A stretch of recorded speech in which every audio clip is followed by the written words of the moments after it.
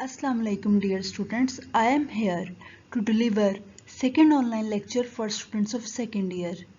We will study the remaining part of the dying sun today.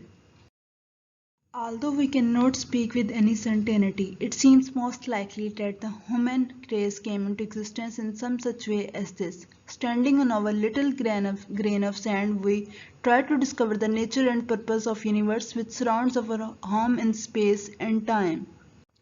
अगरचे हम किसी यकीन के साथ नहीं कह सकते, लेकिन इम्कान यही लगता है कि नस्ल इंसानी कुछ इस तरह से मौत से वजूद में आई। किस तरह से कि पहले सिंपल ऑर्गेनिजम्स बने, फिर वो आहिस्ता आहिस्ता कॉम्प्लेक्स होते गए। मीन्स के ये जो लाइन है फर्स्ट इस पैराग्राफ की, ये प्रीवियस पैराग्राफ की तरफ एक रेफरेंस है। इसके अलावा राइटर ने ज़मीन को रेत का एक हकीर सा ज़रा कहा है, जिस पर खड़े होकर हम फितरत और कायनात के मकसद को दरियाफ्त करने की कोशिश करते हैं, इसको एक्सप्लोर करने की कोशिश करते हैं, कायनात के क्यों है और कैसे है, etc.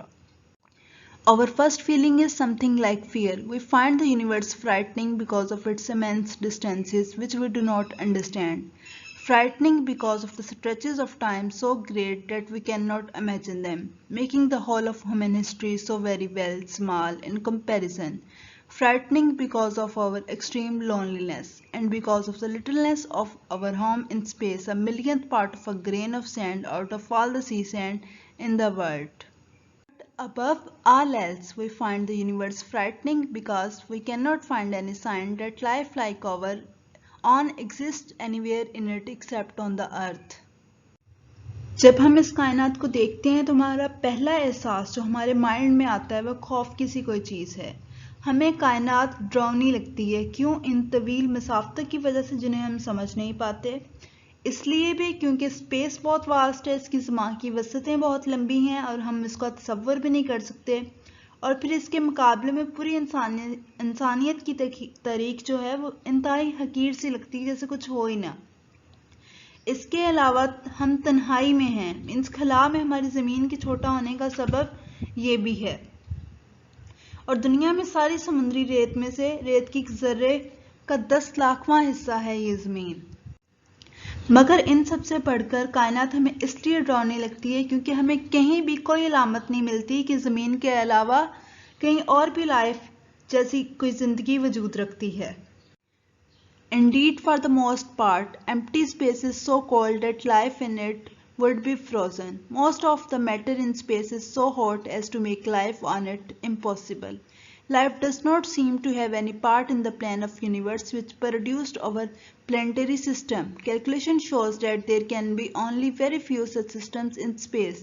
Yet so far we can see, life of the kind we know on Earth can exist only on planets like the Earth. It needs suitable physical conditions for its appearance, the most important of which is temperature at which substances can exist in liquid state. हम सबको पता है कि life के लिए कुछ suitable conditions चाहिए जहाँ पर वह एग्जिस्ट कर सके। अगर कोई चीज़ या कोई प्लेनेट बहुत ज़्यादा सर्द है तो ये वहाँ पर एग्जिस्ट नहीं कर सकती, और इस तरह अगर खला में कोई मादा बहुत ज़्यादा गर्म है तो उस पर भी ज़िंदगी का वजूद जो है वह नामुमकिन है। मतलब कि ऐसा लगता है कि कायनात के मंसूबे में ज़िंदगी का कोई लाजमी अंसर मौजूद नहीं था। जब कैलकुलेशन की गई तो पता चला कि खला में ऐसे निज़ाम बहुत ही कम हैं।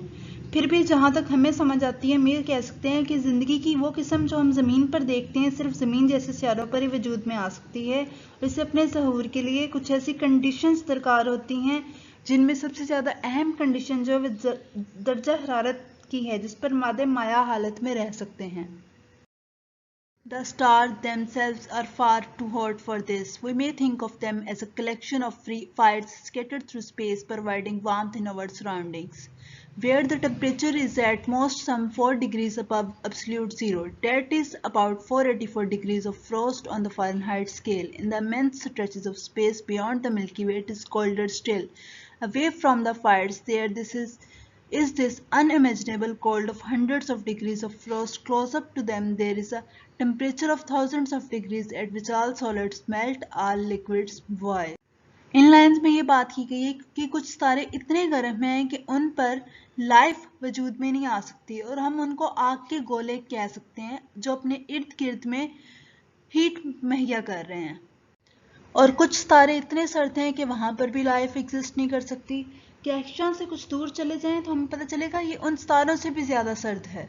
मतलब कि वहाँ पर नाकाबिले हद तक वो सर्दी जिसको हम टॉलरेट नहीं कर सकते, जिसको हम इमेजिन नहीं कर सकते, उतनी सर्दी होती है।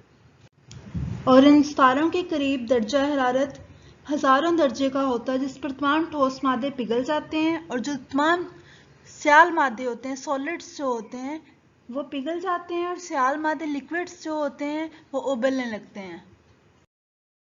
Life can exist only in a narrow belt surrounding each of these fires at a certain distance where the temperature is neither too hot nor too cold. Outside these belts, life would be frozen, inside it would be burnt up. A rough calculation shows that all such temperature belts within which life is possible, all added together, make up less than 1,000 millionth part of the whole of space. And even inside them, life must be very rare, for it is extremely unusual for suns to throw off planets as our sun has done. Probably only one star in one lakh has a planet going round it at the right distance for life to be possible on it. आग के गोले मराद सितारे, इनमें से हर एक के गिर्द एक खास फासले पर सिर्फ एक तंग सी पट्टी है जहां पर दर्जा हरारत ना तो बहुत ज़्यादा गर्म होता है ना ही बहुत ज़्यादा सर्द होता है और बस यहीं पर ज़िंदगी वजूद में आ सकती है। इन पट्टियों से बाहर कोल्डनेस इतनी है कि ज़िंदगी वहां पर जम जाएगी और उनके अंदर हीट इतनी है कि ज़िंदगी जलकर राख हो सकती है। और अगर ऐसी तमाम पट्टियों को जमा की जाए तो ये पूरे खला का बहुत ही छोटा सा टुकड़ा, बहुत ही छोटा सा पीस बनेगा और उनके अंदर भी ज़िंदगी बहुत ही नायाब होगी, क्योंकि सूरजों के लिए सितारे फेंकना इंतहाई गैर मामूली बात है, जिस तरह हमारे सूरज ने किया। मीन्स ये बहुत ही रेयर इंसिडेंट है और गालबन 1,00,000 सितारों में से सिर्फ एक सितारा दुरुस्त फासले पर गर्दिश करता हुआ एक ऐसा सितारा रखता है जिस पर ज़िंदगी मुमकिन हो। मीन्स लाइफ जो है वो बहुत ही रेयर इवेंट है। हमारा ये लेसन कंप्लीट हो गया है।